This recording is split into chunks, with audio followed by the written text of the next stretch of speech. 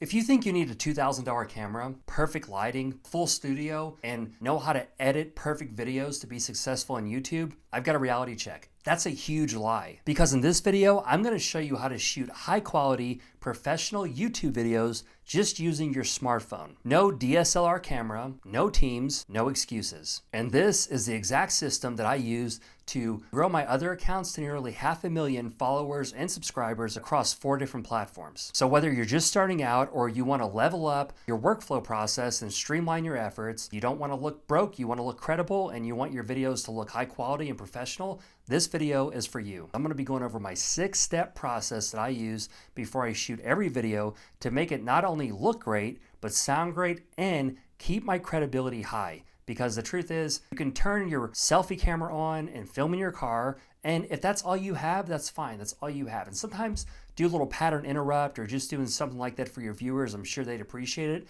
But you want to sound credible, look presentable, and you want to build authority. On top of having great value, audio and video quality does matter. So step number 1 is getting the right background. Because what I've seen, most like phone shot videos look bad, not really because of the phone, whether it's an iPhone or Android, but just in case you're wondering, I am an iPhone user. They really look bad because of the background. And this is going to be tailored specific for your channel. So before you ever hit record, I want you to reverse engineer this and think, if I were to be like my viewer and I wanted to learn about what I'm going to be talking about today, would I trust somebody that's filming with this background? The answer is yes. Then move on to step number 2. The answer is no. Here's some simple things you can do to fix this. Remove the clutter from your walls, remove bad lighting, weird angles, because those are just going to kill your authority before you even speak. But instead, find one clean, intentional space in your home. Even if this is something that takes a little bit of time for you to get ready, here's the good thing. You can batch record, so you can film like 5 or 10 videos if you just block out like a 1 or 2 hour slot. Take a little bit of extra time and make this space look presentable, even if it takes the extra effort, because batch recording is key. Next, you want to use your phone camera in selfie mode, so the front-facing camera. Take some snapshots, walk around, and just find like a good presentable space. And choose the location with the best natural light and least distractions. Little bonus tip, if you have it, you don't have to rearrange your whole house, but add like a lamp, a flower pot, a bookshelf, or just some cheap accessories that you can buy on Amazon just to give it more of a natural feel. But if you don't have a good indoor spot, you can always go outside and find somewhere that still gives you credibility. Just make sure it's a good background and that it's somewhat quiet and the lighting is good. So even if you don't have all the resources, be as resourceful as you can with the resources that you do have. And hey, real quick, before I go to step number 2, let me know in the comments what is the most common problem that you have when you're filming with your phone. And I'll do my best to help you by responding to each and every comment. Now, step number 2, you want to dial in your phone settings. Now, this is going to be very specific for your phone, but overall, this generalized guideline I'm going to give you that I use for my iPhone should work with most updated smartphones. If your phone supports 4K in video, put it to 4K.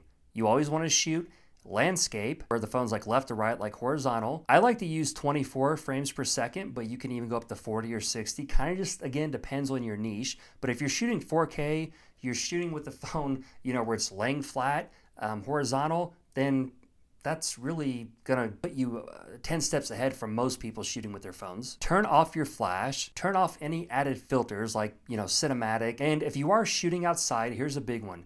Lock your exposure and focus before you hit record. So this will like stop little weird shifts and stuff. But if you're shooting inside and you have a controlled environment, you don't really have to do this because the lighting is not going to change. And just to save you a little bit of time and aggravation, there are some apps that you can get that kind of transform your phone by letting you go deeper in settings and make it more like a DSLR camera and shoot on flat and different things. But the reality is, I've tried that. The videos don't really get any more views. And for me, it was just kind of a bit of a headache. So I like to keep it simple, keep it repeatable, and keep it streamlined so I can do this for the long term without having aggravation. So don't let the settings get to you too much. Just 4K, shoot horizontal. Step number 3, your lighting. You can get a good softbox on Amazon for around 20, 30 bucks.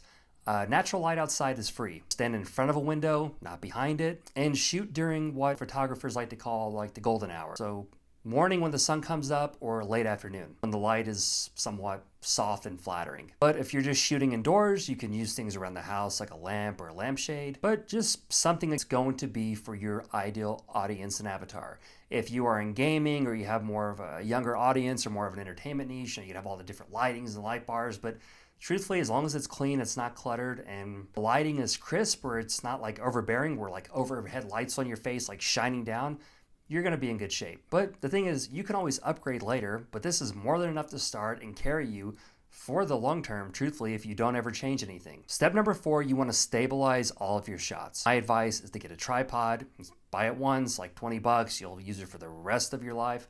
But if you don't have that, there are some things you can do to stabilize your videos. Stack some books or boxes on top of a table, lean your phone against a mug or a wall. I have done this. And when you use landscape mode, make sure that your head is like in the top third of the video. So you don't want to be too close, you don't want to be too far away.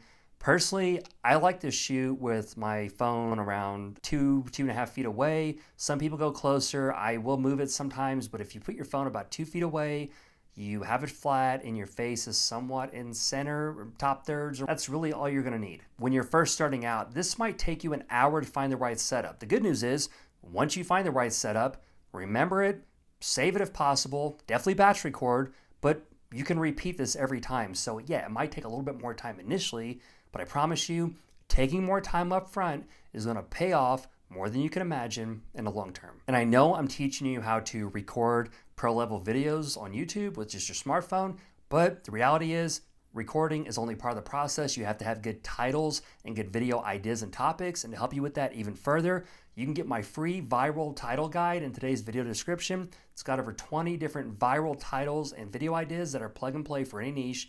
It'll help you get started. It'll help you to start recording right after you watch this video, and it will save you a bunch of time and headache. Download it in the description below. Now, step number 5 is debatable, but truthfully, I think it's like one of the top steps of the video, and it's audio. Because you can get away from having, crazy visuals and movie quality effects, and you can get away with, as long as the value's there, you can shoot it in your car if you have to, but people can't hear what you say. You can't really get away from bad audio. No matter how good your idea is, no matter how good the value is, it could literally change your life. If they can't hear you in the first few seconds, it's all rattly and scratchy sounding, they're just gonna click off the video. It is what it is. But here's some workarounds. Most obvious one is to buy a microphone on Amazon. You can buy wireless ones. Personally, I like to buy the ones that plug into the phone because I don't have to charge any batteries. It's just less work, it's easier, and overall, it's simpler. I like to simplify the process. But if you just want to maximize what you have, here are some other options. You can use your phone's built-in voice recorder as a mic and sync the audio later if you need. Obviously, you want to record in a quiet place, like turn off the fans or loud air conditioning units. Keep the phone about 2 feet away. And while, again, you can just use your phone and you don't have to buy any added accessories, if you were just to buy one, I would say to buy a microphone. You could buy it for 20 bucks or less. Other stuff you can get by with stacking stuff on tables for a tripod, having lighting in your house or natural light, but audio, that's really the only thing that I would say you definitely buy right now. Step number 6, after you have all of the foundations, I want to talk about editing, because here's another huge misconception. I want you to think about editing for impact, not editing for perfection. So here's what I mean. I still use CapCut. I have outsourced some of my videos over time to editors when I've been really busy or when I've made videos that I really want to be a little bit like next level. And over the last 3 years, I've become pretty good at video editing. I mean, I'd say that I can edit something and it's not going to be like movie quality. It's not going to have, VFX effects and stuff, but I've learned a lot of tips and tricks. And truthfully, CapCut is going to give you some really good tools. Most of what I'm talking about you can use on the free version, but again, I like to use the paid version just so I have access to everything. And again, it's super affordable. I think it's like 20 bucks a month. But here's a simple workaround. Number 1, cut out the fluff. If it doesn't have to be said, then take it out of the video.